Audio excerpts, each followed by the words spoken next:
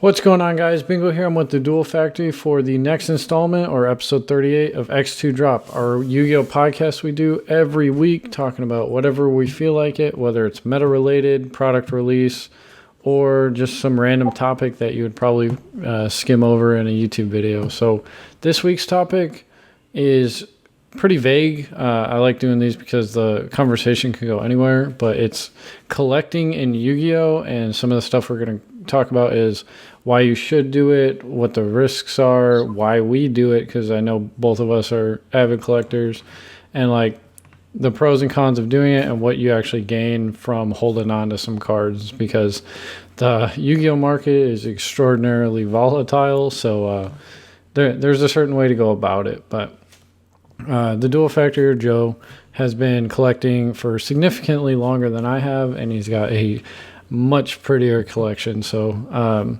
Joe, I think we both came up with this topic just like simultaneously, not talking to each other. So, why did you want to talk about this? Well, it's one of those things in Yu-Gi-Oh that everyone does. Like everyone has some sort of collection, whether they want to admit it or not. That being said, some people take it to a higher extreme than others. Me personally, myself, I love collecting max rarity cards, as a lot of you know, especially those who watch my channel. That and I've been redoing my binders and stuff like that all week when I get off of work, because I notice I have a lot of new stuff that I want to add to my binders and whatnot. But it's one of those things in Yu-Gi-Oh that people kind of forget, especially, and I think you see it with a lot of trading card games, is the significance there that it's a trading card game or a collectible or whatnot. And a lot of people forget that because almost a lot of people only see the competitive side of Yu-Gi-Oh! They don't see the actual collecting side of it.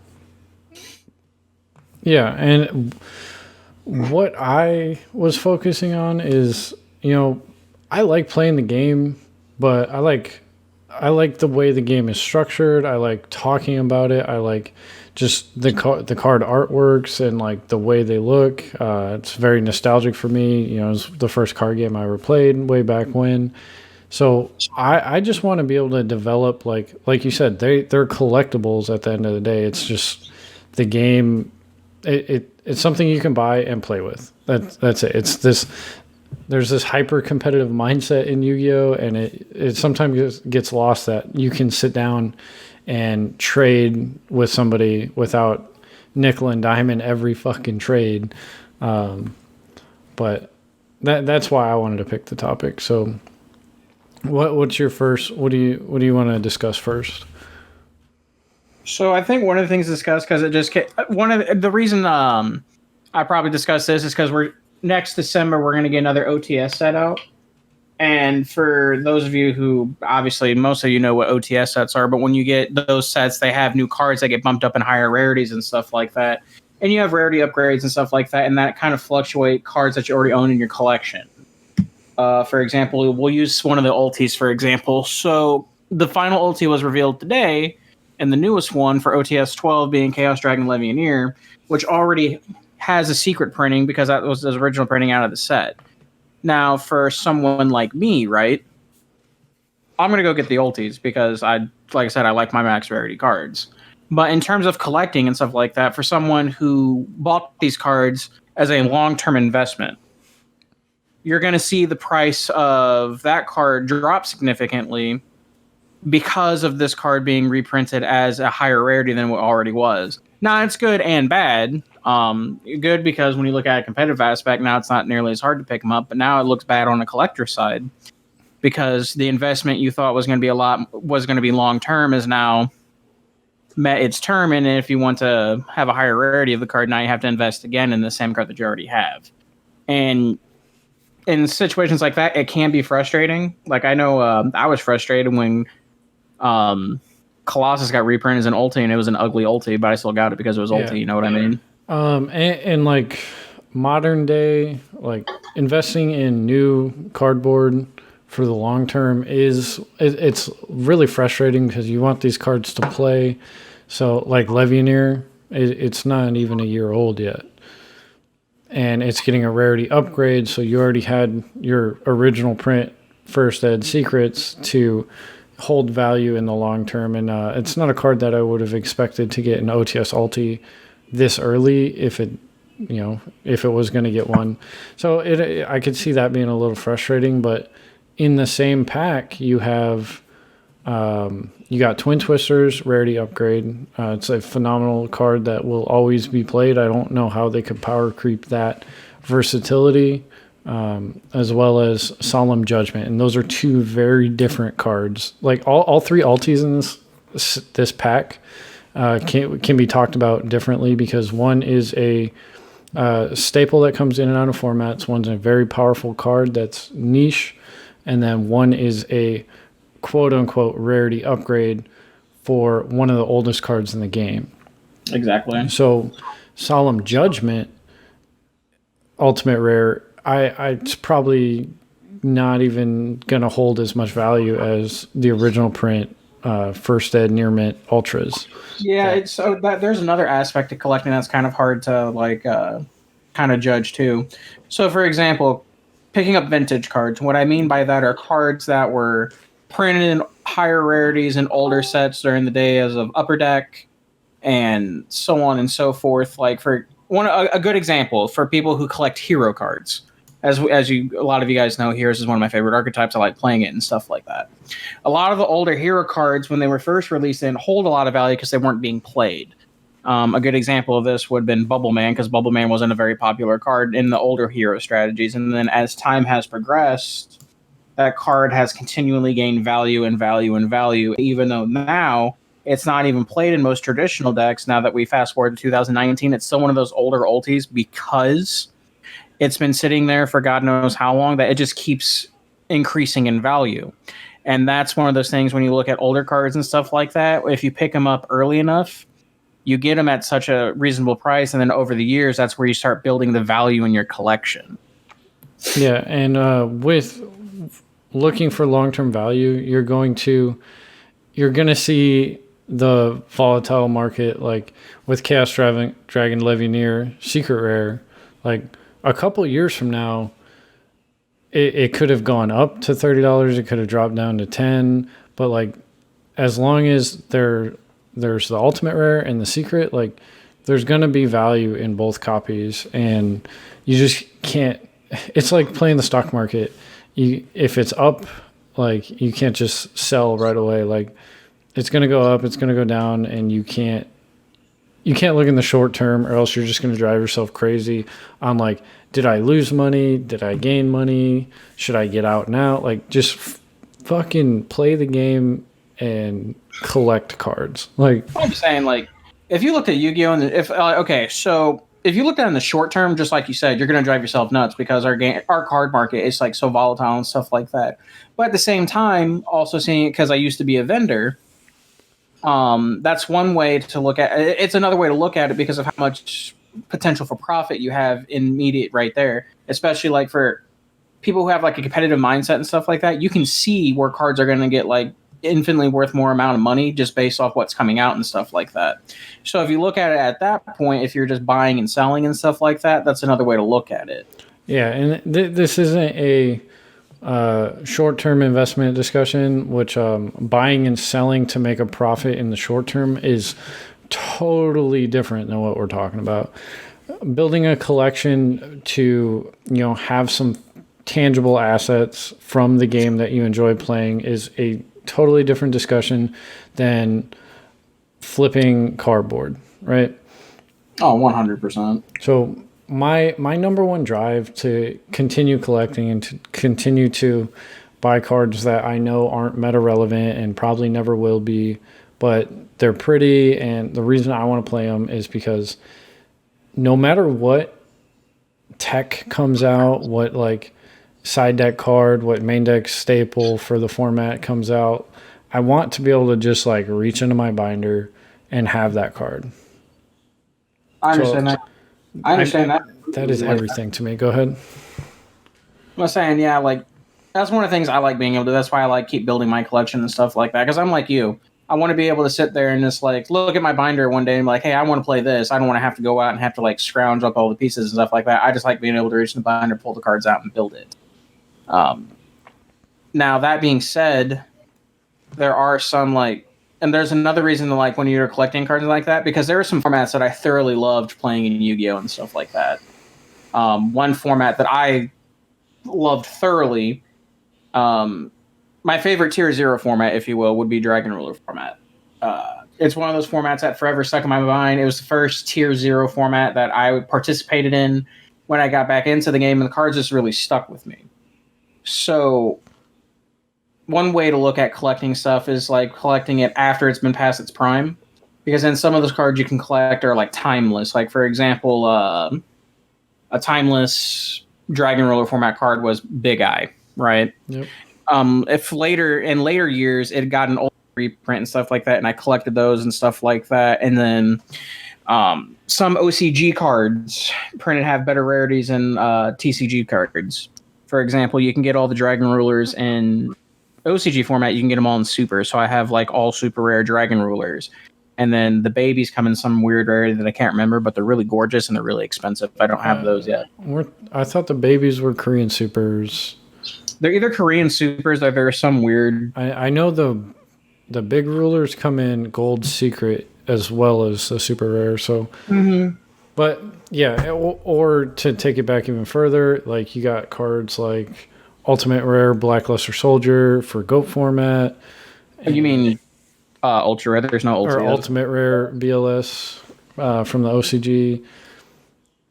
And like, my favorite part about collecting is, I mean, I love my collection, but I like going through somebody's, it's not a trade binder, but it's like, hey, look at all this cool stuff I have. Like, just seeing all the random cards that they've acquired. Like, people go through mine and they see my fake cards, my OCG cards.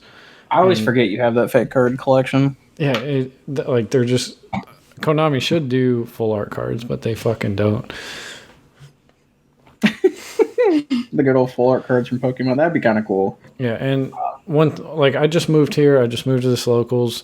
So one thing that got me to play with, or got me more comfortable with the crowd here, was they very much enjoy old formats. And one guy carries around Plant Synchro format. One guy or two guys carry around Necros format. One guy loves Zoo format. And just being able to have all those cards minus Plant Synchro, and just be able to take them out and play a mirror match because that's their favorite format. You know, it got me introduced to these guys a lot better. And it was just something that being able to just reach into my binder and pull out the deck I had was a lot better than having to order the cards, learn the format. But yeah, that's it for me. Retro formats are so much fun, especially when it comes to like collecting cardboard and stuff like that, because when you look at older formats and stuff like that, like after so many years and stuff like that, because a lot of people, if people do the same thing like I do, I always try to keep a copy of every tier 1 deck that's possible in the format, and I don't usually get rid of these cards and stuff like that. And as the years progress and stuff like that, when they become retro formats, it's like you said, it's fun to be able to pull into your binder and pull those cards out and start playing. One example is, you know very well that I'm a huge fan of 2014 format because I thought it was one of the most diverse formats in Yu-Gi-Oh! You had like 9 or 10 playable decks, and every single deck foiled out is gorgeous.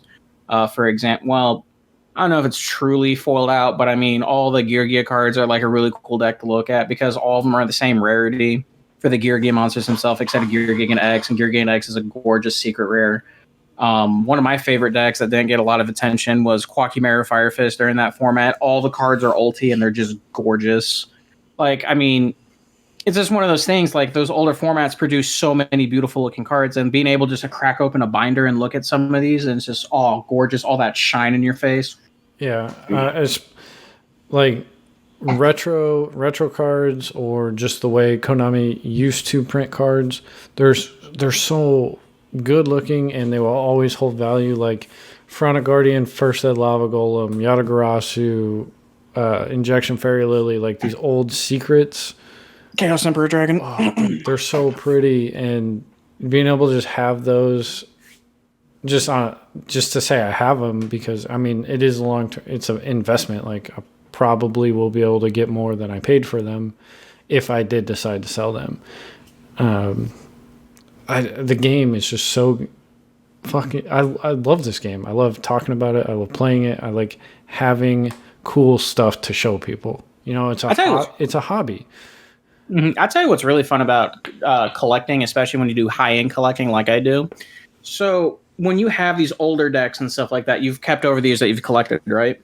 Nothing is more rewarding when you're sitting there looking at it one day, and then the card game that you love releases legacy support for these decks. Yeah, that's big.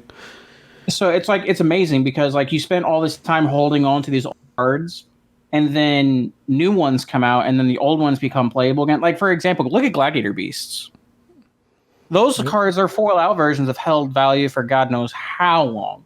And they're like classics of Yu-Gi-Oh! Because it was one of the best decks to go up against one of the undeniable best decks of the format, like Teledad, right? Yeah. And like now you look fast forward in the future, and you see people. I've seen it a couple times now, going to locals and stuff like that. People just bust out their old Gladiator Beast cards. They're excited to play a new format. And you got new support for an old classic and stuff like that. There's no better feeling. There really isn't. Yeah, and that goes along with, you know, Konami, their bottom line is always profit, right? How can they get the most people to buy their product? And legacy support has proven to be one of those things that gets the more casual players, it gets, you know, the old school players, it gets the people that, you know, have nostalgic feelings for Blue Eyes, Dark Magician, Glad Beasts. Like you just saw it with Fire Fist. Like the Fire Fist support was so hyped because the deck is gorgeous. People love the artwork. People love the play style. People got good memories of it, and they just wanted to play the new cards. It was so much fun. So much fun. That deck is actually terrible, but it was so much fun to play. It just loses to Hand Trap, but you can say that to anything. Exactly. But then, like, I'll say one of the rewarding things, especially with collecting and stuff like that, another thing that I really like about it is when you through and you set your mind on picking up a set of something because you've always wanted a folded out version, but you can't really find it how you like it. And then when you go to, like, for example, all the regionals and stuff that we go to, and then you finally find someone who has it and they're willing to let go of it, and then you finally get to upgrade the cards that you've been wanting for God knows how long. And sometimes I sit there and I look at my binder and I have memories of when I upgraded these cards. Yeah, and that is another thing that we haven't talked about is when I am collecting. Yeah, there are some things that I go out and buy because I want them now, and I either want to play a bad deck currently or I want it for a specific reason. But a lot of the cards that I have, I didn't order offline. I just came across them, and I'm like, I want those for this reason. Is there anything I could, you know, trade? Do you want to buy it or sell it on the spot? Like, how do you want to go about it?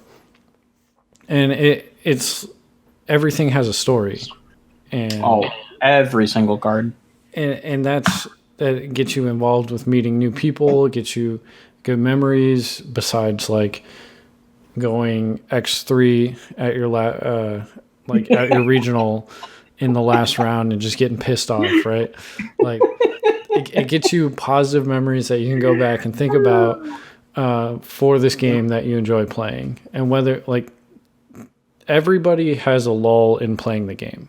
I'll tell you what, maybe not in playing necessarily, but I've met some great people, made great friends out of collecting. My favorite example is the good old Chris Grauman's, where we became friends of our mutual love for Pretty Cardboard. And that is probably one of my favorite stories I'm ever going to tell in Yu-Gi-Oh! Because that's literally how we were friends. We were sitting there just playing, and we kept admiring how beautiful each deck was because of how foiled out they were. And that's how I met the legend known as Chris Grauman's. Yo, Grauman's is famous down here. Yeah, Grauman's is the man. Yeah, I was talking about potentially picking up one of his DDS Dark Magicians, but I didn't say his name because I figured like nobody would know him down here. And then we were talking back and forth, and then I was like, "Where'd you get this?" He's like, "I got that from Grauman's." I was like, "You know Grauman's?" They're like, "Hell yeah, we know Grauman's." Grauman's is the GOAT. He really is. I love it. But yeah, so like I was saying before that tangent, everybody has a lull in playing this game. Whether you get bored of the format, whether life happens and you got to take a step back and stop spending unnecessary money on cardboard and focus on real world stuff. everybody comes in and out.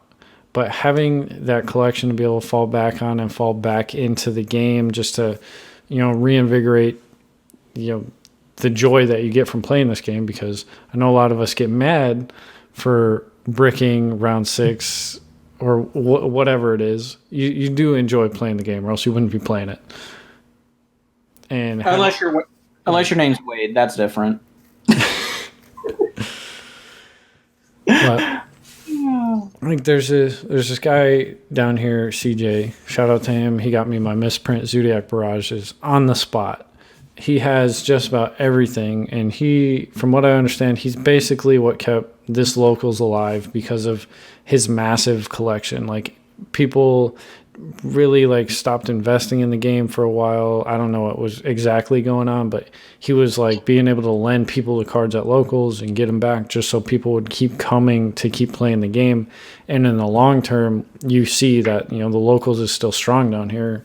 It's consistently like 15, 20 people that all enjoy playing the game, but without him and him having those cards to be able to lend out to help people continue to play, it wouldn't happen. See, Yu-Gi-Oh needs more people like that. Yeah, I mean, he's like, if you need anything, if you need to borrow it, just let me know. And I was like, I prefer not to borrow cards. I don't want to be, unless I absolutely have to, but I appreciate it. Thank you. Let me know if you need anything. But those misprint Zodiac Barrages, they're clean. They've got to be gorgeous. I've always wanted a set. Something about them being mega pack, I know it hurts. It hurts. Now I just got to find my misprint Magician Navigations, and I'll be on my way. Why would you want to pick up the second best characters deck of all time? All right, pause. Tactical pause on the conversation. There is no argument that the Blue Eye strategy is significantly better in the TCG than the Dark Magician strategy. But ain't no fucking way you can tell me that Kaiba is a more enjoyable character than Kaiba Yami. was by far the better duelist compared to Yugimoto, and there's leading evidence. There's clearly a bunch of misplays, because what is his record against Yugi? Against Yami, sorry. That doesn't matter. It's fucking Kaiba's the GOAT. 0 wins, I can tell you that much.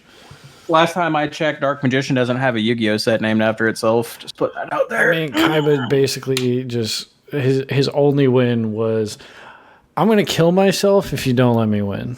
But did he die? Fucking the dude Yami's a good guy, so he's like, whatever. No. Kid Yugi. Fuck your brother. I'm gonna. That's a different story for another time. All right. Restarting the conversation. What were we talking about? Oh, we were talking about we were talking about how Yu-Gi-Oh needs people that, like, your guy at the locals is just willing to, keep. Yeah, and like it can be something as small as like the guy that plays Plant Synchro.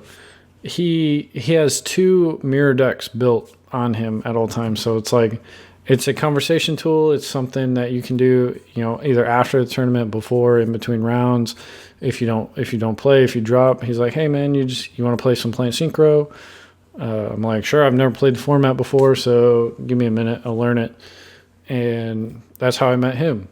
And then there's another guy who is Dragon Rulers only, and I'm like, I know what these cards do, but I'm not the best at it. He's like, don't worry about it.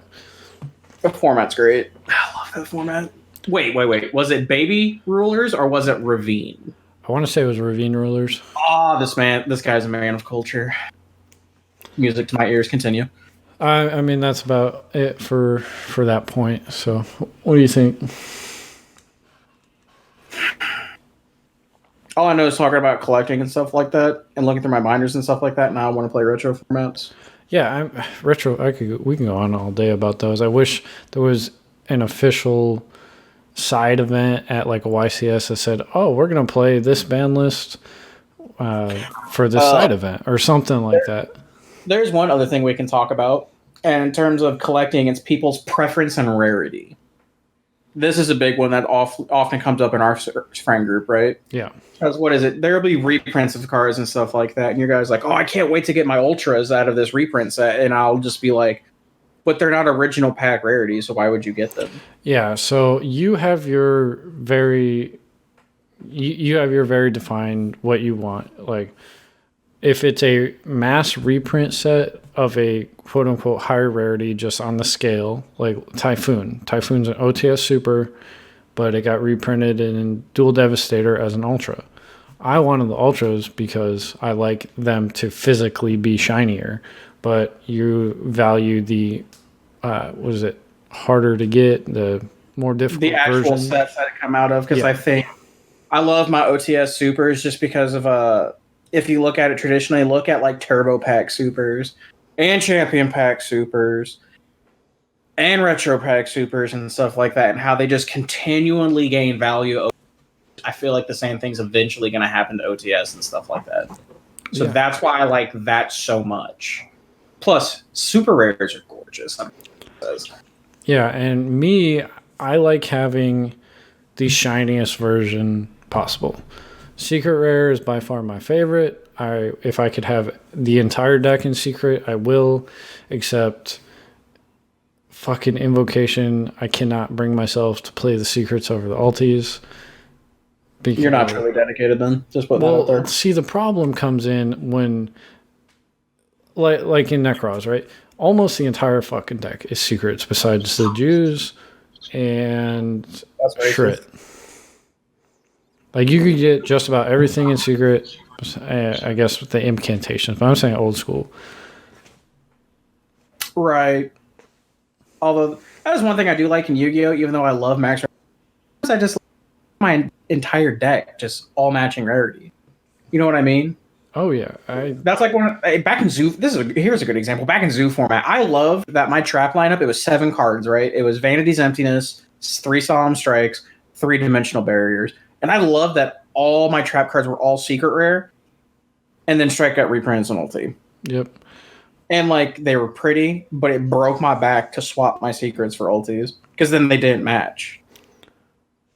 Yeah, but when the only reason I got Necros was because I said, those cards look cool, they're really shiny, I want them. That's it. I saw them and I really want them because they're all secret. Little did you know, it was probably one of the most prolific decks of all time. Yep, and I did learn, and then I proceeded to play Frog Necros at locals and win. Time out. You played what? I played Frog Necros at locals and took first place.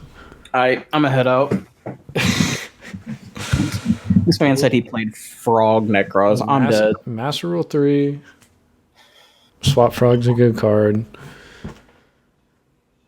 God damn it. Anyway. All right, we got 2 minutes, so I want to touch on one thing real quick, and that's just ensure you know what you want to do with the game. Like, I like long term. I like having everything. Joe's kind of the same way, except on a next level. You could buy a house with his fucking collection. Yeah, you could. If you want to be a wannabe vendor, or if you do want to be a vendor, just know what you're trying to do. Like, take the investment at face value and don't fucking don't go for long term and be like, shit, Levionier's down $10 because it just got announced as a reprint. Like, it's gonna drive you nuts. Yeah, you're actually going to want to blow your brains out, because your short term value in Yu-Gi-Oh is always gonna go down. Always. Oh, always. Unless your name is Starly Seifert or Phantasme, which was pre-released at 50 and shot up out of nowhere. Oh my god. Yeah, so just know what you want to do. That's my final thoughts. Joe, what about you? I just had a thought. Oh, final thought here is, since we're talking about high-end collection, by far my favorite part of my collection is my completely foiled out Cyber Dragon deck signed by Yugi Nono. By far my favorite part of my collection. But that's pretty legit. The second takeaway from this entire discussion, if you took nothing else away from this, Kaiba was by far the best duelist of all the animes. So keep that in your hearts. Shout out to my boy, And as always, Douglas French has no sauce. I want everybody to know that's listening that we're all allowed to be wrong sometimes, and this is one of those cases for Joe. But guys, if you have enjoyed, this has been X2 Drop. Check us out every week, same time, same place, 8 a.m. on iTunes, Google Play, 10 a.m. on YouTube, youtube.com/bingohd and youtube.com/theduelfactory. If you want us to talk about something, go on YouTube and comment on somebody's video, because we just kind of like 20 minutes before we start, we're like, what do you want to talk about? And we're like, this. So that's how we decide. But with that being said, guys, I'll see you next week. Okay, bye.